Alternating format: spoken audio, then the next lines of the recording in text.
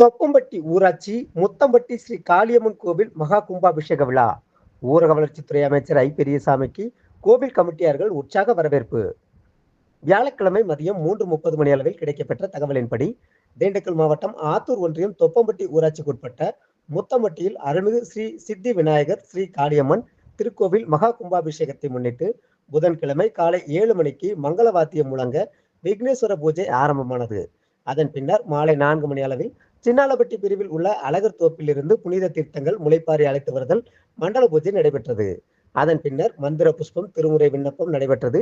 வியாழக்கிழமை காலை 10:40 மணி அளவில் ஸ்ரீ சித்தி விநாயகர் கோவிலில் உள்ள கோபுர கலசத்திற்கு சிவாச்சாரியார்கள் புனித நீர் ஊற்றி கும்பாபிஷேகத்தை நிறைவு செய்தனர்.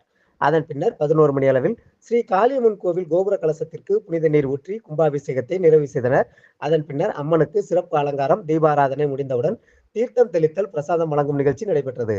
கும்பாபிஷேக விழாவிற்கு வருகை தந்த திமுக மாநில துணை பொதுச் செயலாளரும் ஊரக வளர்ச்சித்துறை அமைச்சருமான பெரியசாமி அவர்களுக்கு கோவில் கமிட்டியார்கள் மற்றும் முக்காலிக காப்பு இளைஞர்கள் மகாஜன சங்கத்தினர் மாலை மற்றும் சால்வை அணிவித்து உற்சாக வரவேற்பு அளித்தனர். அதன் பின்னர் அமைச்சர் ஊர் முக்கியஸ்தர் நிர்வாகிகளிடம் பேசி, கோவில் மட்டுமின்றி ஊராட்சிக்கு தேவையான நலத்திட்ட உதவிகளை மனுவாக எழுதி கொடுத்தால் உடனடியாக நிறைவேற்றி தருவதாக உறுதியளித்தார். நிகழ்ச்சியின் போது திமுக தலைமை செயற்குழு உறுப்பினர் ஆத்தூர் நடராஜன், கிழக்கு மாவட்ட திமுக பொருளாளர் சத்தியமூர்த்தி, அமைச்சரின் உதவியாளர் ஹரிகரன், ஆத்தூர் கிழக்கு ஒன்றிய திமுக செயலாளர் பிள்ளையார்நத்த முருகேசன், துணை செயலாளர்கள் பாண்டியன், பொருளாளர் கருப்பையா, அவைத்தலைவர் சிவக்குமார், திமுக நிர்வாகி அம்பேரவி உள்ளிட்ட திமுக நகர ஒன்றிய நிர்வாகிகள் ஏராளமானோர் கலந்து கொண்டனர்.